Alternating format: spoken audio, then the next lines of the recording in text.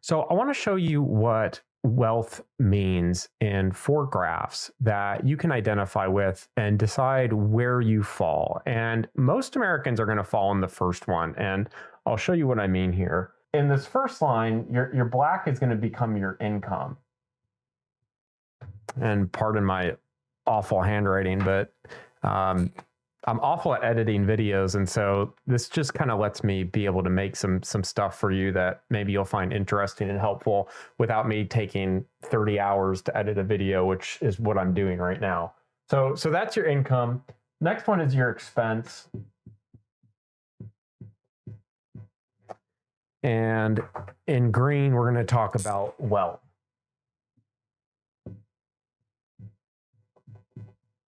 So I'm gonna walk through these graphs, but it's not really a math thing. It's more about the psychology of what's happening here.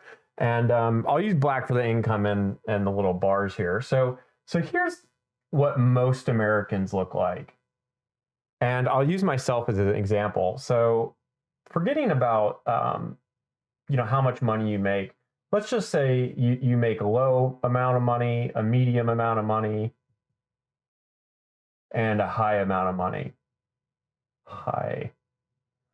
When you start out in a career or young, you're used to making low amounts of money. And whether you grew up poor or people around you don't make a lot of money, some people they go through life, and this is time down here, just making the same amount of money. They're not able to grow their skills for one reason or another, or they're in an area where it's hard to make more money.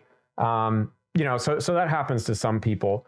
But I'll use a typical example where maybe you go to a trade school, or maybe you go to a school and you learn a skill and you progress in a career. So early in your life, you're working minimum wage. You don't have many skills, so you're paid low. And then you go to college, let's say, and you get a skill and you graduate school and you start making more money. So your income jumps up, and let's say over the next 10 to 30 years in that time frame, your income kind of goes like this.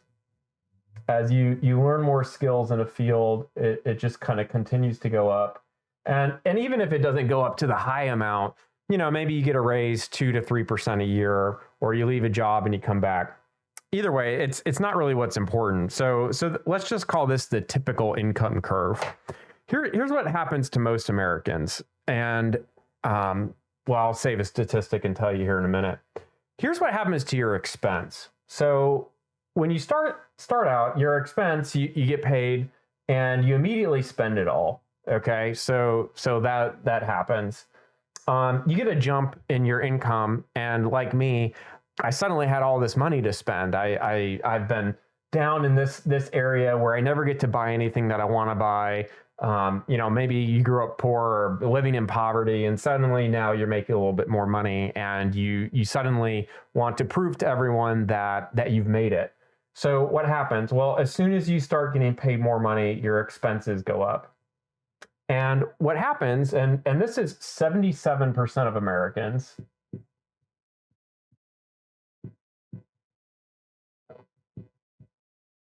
Okay. Your expense will just follow this curve. And so the more money you make, the more ways you find to spend money. And it doesn't matter if you're a high income earner up here or a low income earner. You never learn that there's a different way to manage money. And so this whole area down here is just filled with expense. And whether it's a fancier house or a better car, you're always finding ways to upgrade. And so your situation never really changes. And the 77% of Americans who are either living in debt perpetually or living paycheck to paycheck. And you'll hear all these stories about people that make over $100,000. And if they lost their job, they go back to zero because they have no savings. Okay. So that's most people. And so if you're having a hard time with money, don't feel like, you're alone, because most people never do anything different. Okay. So the next one is the same income curve. where you're earning a low amount, then you learn a skill, and boop, you start making a little bit more, and your income goes up over time. Okay, so then there are some people who, they're still down here, they're spending all their money, and then this income bump happens, and while their expenses creep up, they're still kind of living right on the edge, but they're still living below their means a little bit. The problem with this is that maybe this person doesn't know how to invest money, or they don't really pay attention to money, and their money never really does a lot for them. And so while they're spending a little bit less than they make, their wealth never really grows. And so the wealth here is this little green area, and maybe this grows just a little bit. Okay, so that's the second phase of this wealth building journey.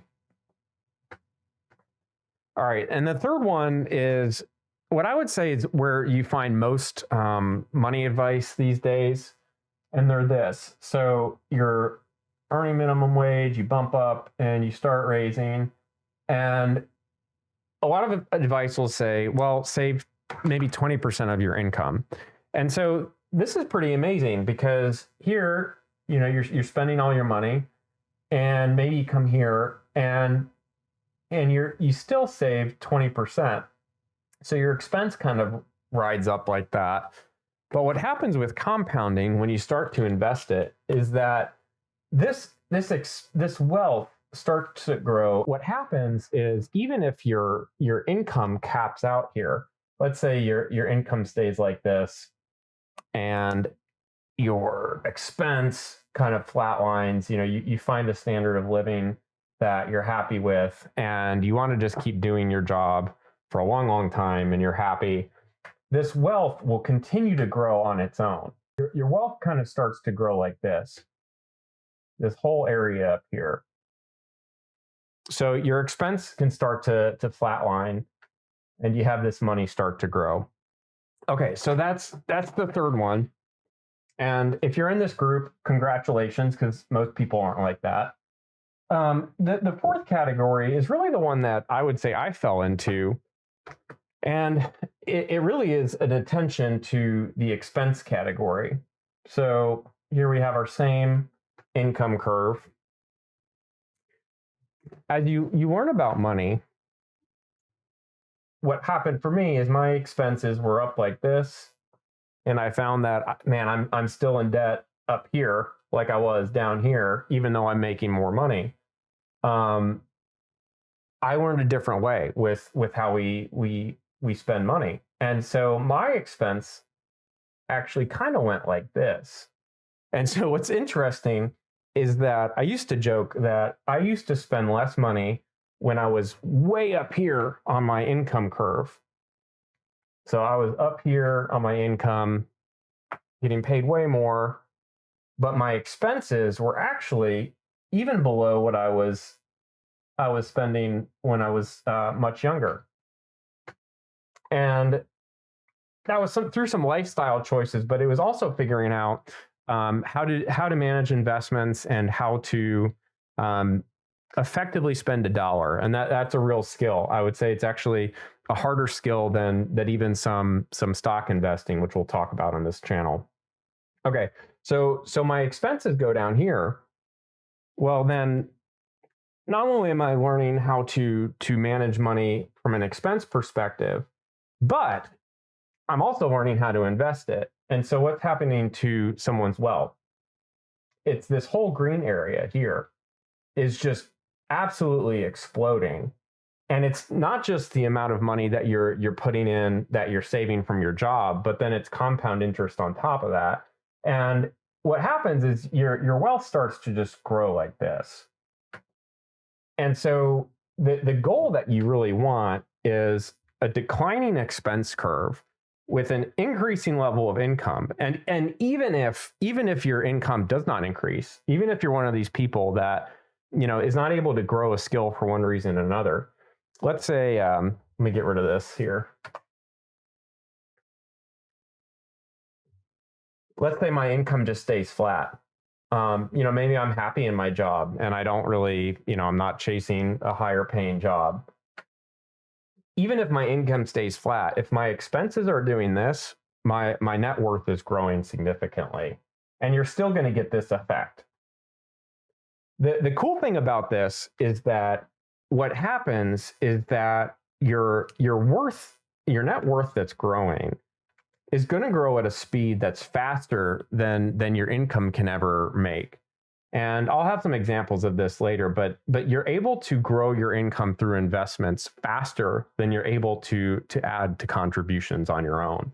And that's really a magic moment in this whole wealth building journey. There's very few people that do this successfully, but this is more of like the early retirement group. And so I think the key here is that you have to figure out which category you're going to fall into. So let's put it all together with these 4 graphs, and let's put them side by side so that you can kind of look at what are the different skills we need to grow and which chart are you wanting to be. And so the first one, second one, third one, fourth one. My video's off a little bit, but hopefully you can get the picture here. So our income kind of low. We get a skill. We're growing in our mastery over time. We're starting to make more money. Let's just use the same chart.